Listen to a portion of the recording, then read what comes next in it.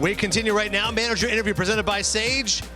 As you're going to welcome in the new manager of the Cincinnati Reds, the great Terry Francona. Look at Tito. The Phillies hired at 38. Then with the Red Sox, he wins a couple of World Series, and the Guardians 6 postseason appearances. And perhaps for some, surprisingly, he's back. 3-year deal plus an option with the Cincinnati Reds. I feel like so often when I talk to Terry Francona, it's story time with Tito, so I'm going to jump him. I'll tell my Tito story first. A year plus you worked with us at ESPN.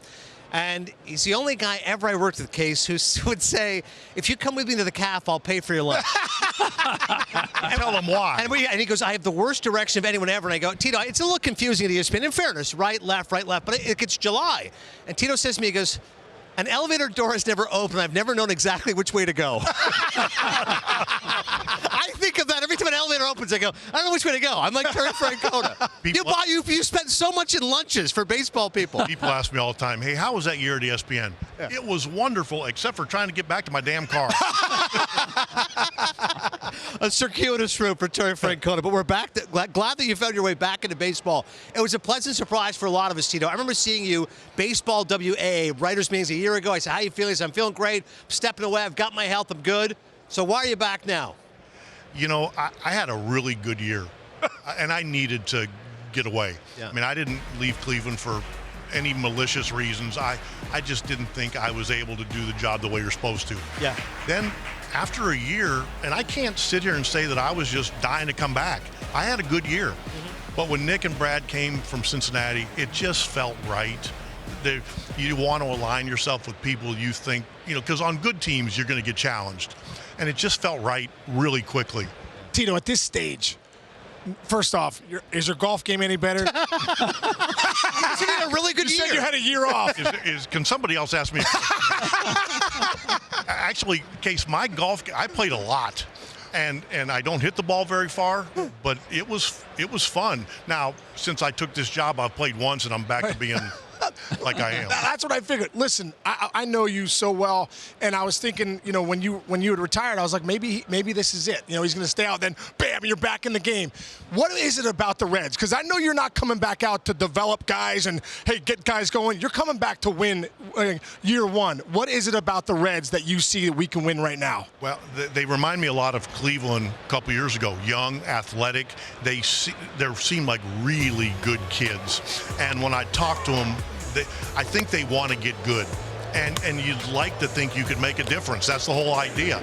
I just think they're situated where we can start to do some things, and they're at an age where maybe they're starting to understand, okay, it's about winning. It's not just about being in the major leagues. All the teams you've had that have been so successful, Tito, great pitching. Tell me about the pitching, and especially not what you had that you inherited, but Brady Singer. First move, adding a guy like that, 27-year-old.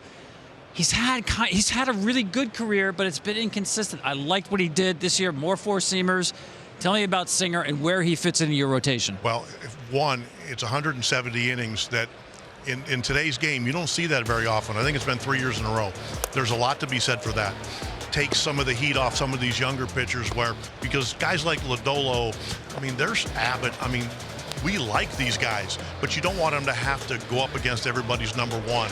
So getting Nick Martinez back was huge, a leader on the staff. But again, we like our youth, and it's not going to be used as an excuse that we can't win. Go ahead, Chris. I want to ask a stick on that for a second as far as like the way you manage, because you've been in this game a long time. We saw starting with the Phillies back in '97, and the way the bullpens are used nowadays. For you, Tito, coming back, and when you see that rotation, and you talk about maybe having to go to that bullpen, do you still manage it a little old school where you're like, you know what, the metrics say don't go 3 times around the lineup, but I'm looking at that guy saying he looks good, we're gonna keep him in. Case, I feel an obligation to know the numbers. Saying that, when you got a pitcher out there that's rolling, there is nothing better than letting him figure out how to get through that lineup the third time, because it's amazing. When he stays out there, all of a sudden your bullpen gets better too. I love that. Have you gotten over the fact, Tito, you managed Sean Casey in 08, did not hit a single home run for you? It's a subject that we have talked about a lot, and even during games. There's probably things I can't say on this thing that we've talked about.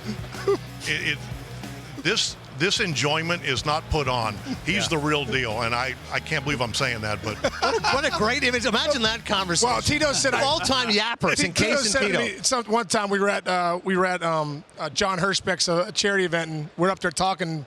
He's like, you know what? I brought in Case in 2008 to give us a little bit of power off the bench. When we said a little bit, we didn't mean none. you know what, though, and this is what I missed. This is what I did miss about baseball. Yeah. The people, the stories, man, there's nothing better than getting to the ballpark, putting on your shorts, figuring out how you're going to try to win that night, and doing it with people you like. I love that. And then having glue guys like this guy, right? Who? Where are you looking there? Who's your glue guy now? Have you learned enough about your group of guys to think that there's someone there who's going to consolidate this team? We just had some meetings with the staff. First time we've been together, and it was really fun because we have about 5-6 holdovers, and then we got some new guys like Millsy and Napoli and Chris Valleca, and I was really proud of the way they interacted, and the new guys kind of helped us, or the old guys kind of helped us new guys, and it was really comfortable. I think to your answer, or to your point, guys will emerge. I don't think we need to anoint somebody. I think over being a good teammate and playing the game over time, guys will emerge as leaders. Tito, what about Elly De La Cruz? I saw you go to Dominican to meet with him, but just is so smart to do that. But what do you see in him, and where do you think he can go to another level? Oh yeah, oh yeah. And I asked him. I said, "Hey, what's important to you?" And he said, "I want to be one of the best players in baseball." And I said, "Okay." I said, "I want you to be one of the best players on one of the best teams." And I said, he's so ultra aggressive, and at times he's been able to outrun some of his mistakes. So and again, this doesn't just go for him, it's everybody. We want to be extremely aggressive. We also want to be intelligent. If we can marry the two, we're going to be okay. All right, more story time with Tito. So he leaves ESPN. He's now the manager of the Guardians. And I turned to Tim Kirchner before the manager meeting and says, "What are you going to ask Tito?" He said, "I'm going to ask him if I can ride on his scooter." and it looked, they actually did a little thing, and it was scary how much it looked like Dumb and Dumber. I got one more Tito story. We come out one day, Pedroia goes down, he makes a diving play, comes back, his knee's hurting, so Paul Lassard, our trainer, comes running out. Well, here comes Tito, and Tito's probably grinding more than anyone. He's got a blood clot in his left leg, he's freaking, something's going on with his neck, he can't move or whatever. Right. So we get out there, and I'm playing first base that day, so I'm over Petey, I'm like, "You all right, you all right?" Well, then Lassard's like, "You all right?" And then Tito walks up, and as Paul Lassard says to Pedroia, "Hey, you all right? You all right?" And Pedroia's writhing in pain. Tito comes in, he's like, "No, I'm not all right. I got a blood clot in my left leg. My neck's killing me. I don't know what's going on." I look over like, what the heck's this guy talking about? So I want to ask you, how's your health? Case, I think it's good. Yeah. I mean, I'm about 11 months removed from a last surgery. That's like a lifetime for me. Actually, and you know what? I know it's going to take some doing because I'm not silly enough to, when we lose, and it's going to kill me again, but it's okay. I think I'm in a position where I can actually do the job the way you're supposed to, because I felt like I was starting to shortchange some people, and I didn't feel good about that. Yeah. Speaking of Pedroia, Tito, he's on the Hall of Fame ballot. If you had to advocate for him, what's the biggest reason you'd say Petey should be in the Hall? If you spent 5 minutes with the guy, and I'm not supposed to be not biased. I mean, guys that you played for you and everything, he's what you're looking for in a baseball player. I tell people all the time, when he walks in, the lights seem to get brighter. That's just who he is. He thinks he's 6'6", 260, not 5'6", 160. But you want him on your team because he's the ultimate description of a winner. High praise indeed, a winner himself in Terry Francona. Last thing, remember when you were trying to drop weight and you're eating popsicles? Yeah. You had like 17 popsicles. Well, it says on the wrapper it's healthy. So if one's good, 17's got to be okay. Rappers never lie. Someone get this guy a popsicle. That's not real fruit, Terry, okay? It's not cherry, apple, okay? These are popsicles. You couldn't tell. We're thrilled to have Terry Francona back in the game. Great to see you, Tito. Oh, man, it was so nice to see you guys. You're the best, Tito. Man. Thanks, man. The manager of the Cincinnati Reds now, a winner once again.